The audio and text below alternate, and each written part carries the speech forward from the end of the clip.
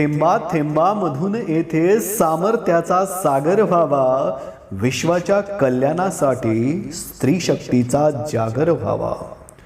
सन्माननीय व्यासपीठ, आजच्या कार्यक्रमाचे अध्यक्ष, वंदनीय गुरुजन वर्ग व माझ्या बालमित्रांनो, सर्वप्रथम सर्व महिलांना महिला दिनाच्या खूप खूप शुभेच्छा।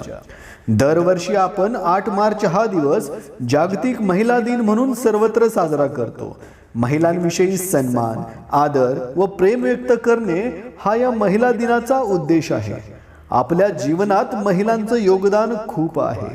आई, बहीण, पत्नी, मुलगी या व अशा अनेक भूमिका ती खंबीरपणे निभावते।